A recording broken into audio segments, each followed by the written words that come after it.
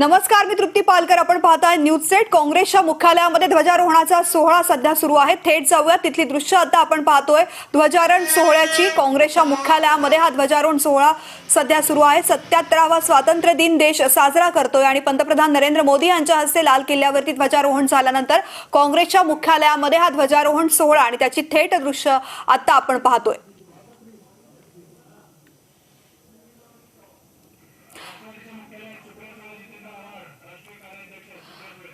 तर दुसरीकडे राष्ट्रवादीच्या कार्यालयामध्ये सुद्धा ध्वजारोहण सोहळा रंगलेला आहे. या ठिकाणी राष्ट्रवादीच्या कार्याध्यक्ष सुप्रिया सुळे आणि राष्ट्रवादीचे प्रदेशाध्यक्ष जितेंद्र आव्हाड सध्या उपस्थित असल्याचे आपण पाहतोय. त्यांच्या हस्ते या ठिकाणी ध्वजारोहण सोहळा रंगणार आहे. ही दोनही दृश्य आता आपण पाहतोय. काँग्रेसचं मुख्यालय आणि राष्ट्रवादी काँग्रेसच्या मुख्यालयामध्ये ध्वजारोहण सोहळ्याची ही थेट दृश्य आता न्यूज स्टेटच्या टीव्ही स्क्रीनवरती आपण पाहतोय.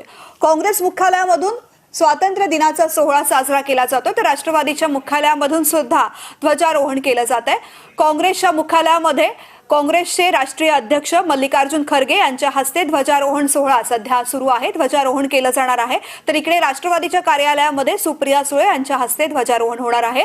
दोन्ही थेट दृश्य आता आपण पाहतोय न्यूज सेटच्या टीव्ही स्क्रीनवरती. भारत 77वा स्वातंत्र्य दिन साजरा करतोय आणि याचा उत्साह देशभरामध्ये आहे. लाल किल्ल्यावरती ध्वजारोहण झाल्यानंतर देशभरामध्ये अतिशय उत्साहामध्ये ध्वजारोहण केलं जात आहे. काँग्रेसच्या मुख्यालयामध्ये ध्वजारोहणाची ही थेट दृश्य, तर राष्ट्रवादीच्या कार्यालयामध्ये सुद्धा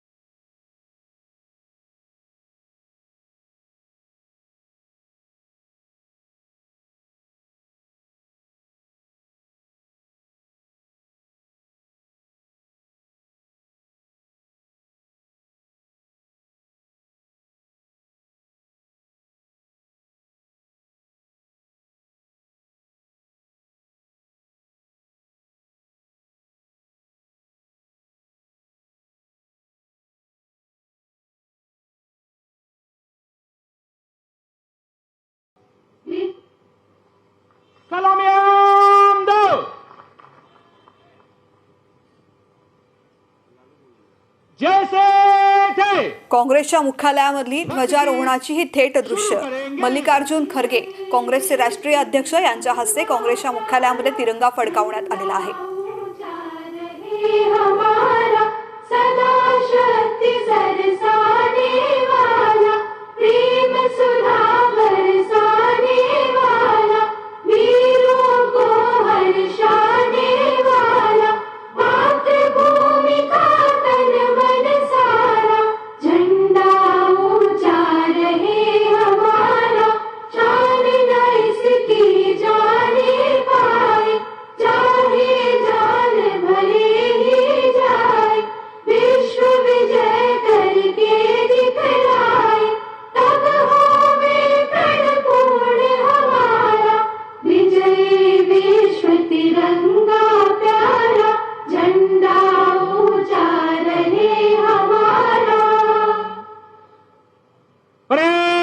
विश्राम.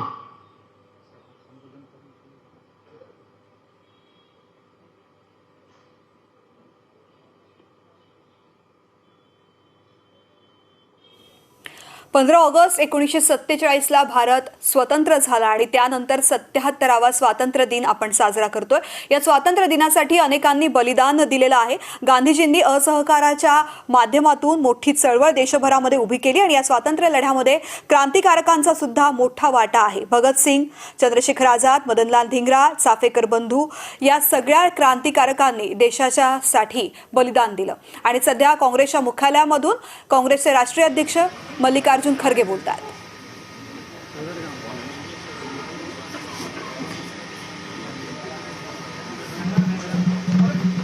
अरे यार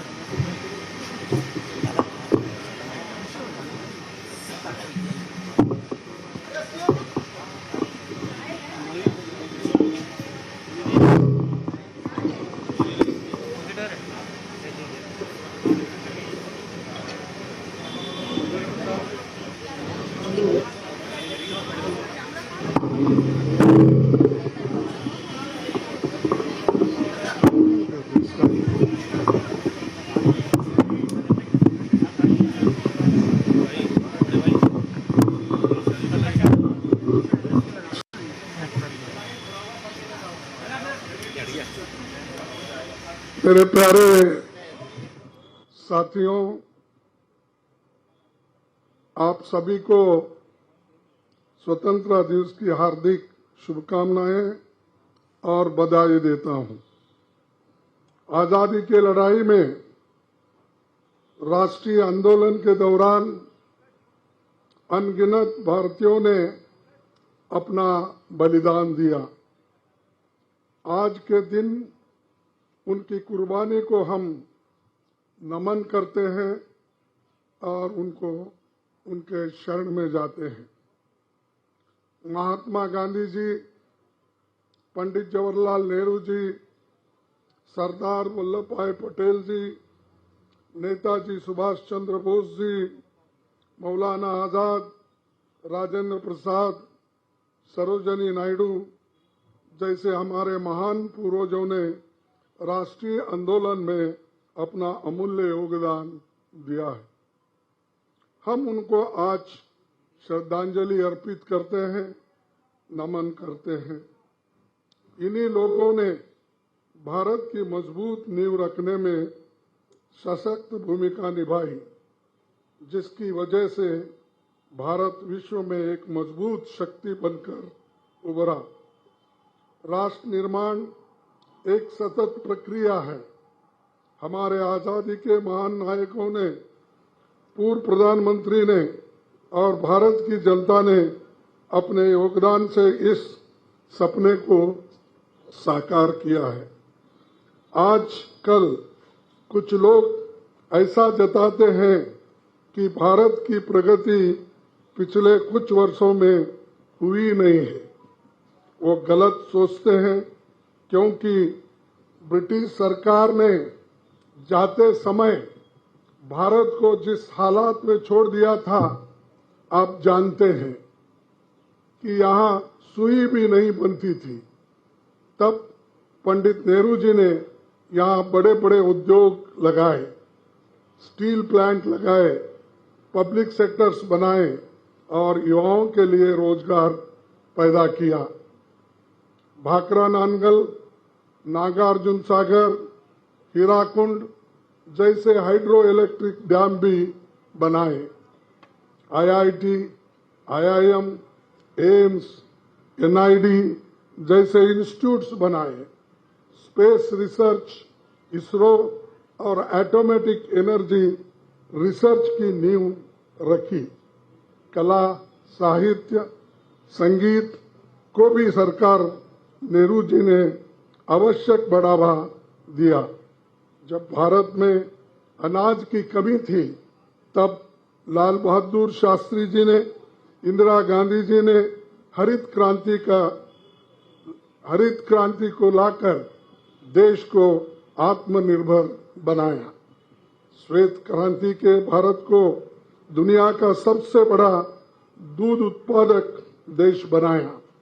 श्रीमती इंदिरा गांधी जी ने नेतृत्व में भारत के दुनिया का नक्शा ही बदल दिया और बांग्लादेश की आजादी उन्होंने दिलाई।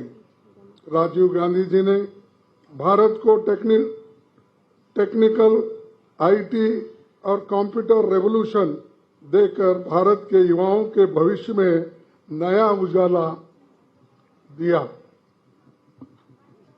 नॉर्थ ईस्ट में Assam accord, Mizoram accord, Shillong accord और पंजाब का अकॉर्ड साइन हुआ, जिससे देश के कई भागों में शांति स्थापित हुई। पीवी नरसिंह राव, डॉक्टर मनमोहन सिंह जी के साथ मिलकर 1991 में आर्थिक उदारीकरण कर देश को दुनिया के साथ जोड़ा और अर्थव्यवस्था को मजबूत किया। मुझे ये कहते हुए बहुत पीड़ा हो रही है कि आज लोकतंत्र, संविधान और संस्थान तीनों पर बहुत बड़ा खतरा है। पार्लियामेंट में विपक्ष के सांसदों को निलंबित कर उनकी आवाज को कुचलने की कोशिश की जाती है और आज लोग ये कहते हैं कि डेमोक्रेसी को मजबूत हम बनाते हैं और दुनिया का सबसे जमहूरियत भारत है और जहां 140 करोड़ लोग इसमें समर्पित है। लेकिन संसद में जब मैं खुद ही बात करने के लिए उठता हूं तो मेरा माइक बंद हो जाता है।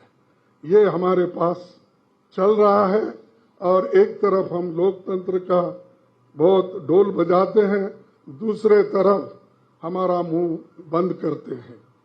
लोकतंत्र और संविधान हमारी देश की आत्मा है और इस स्वतंत्रता दिवस के अवसर पर हम ये प्रण लेते हैं कि हम देश की एकता और अखंडता के लिए, प्रेम और भाईचारे के लिए, सौहार्द और सद्भाव के लिए लोकतंत्र और संविधान की स्वतंत्रता कायम रखेंगे। इसी दृढ़ संकल्प से आप सभी को स्वतंत्रता दिवस की पुनः एक बार बधाई देता हूं।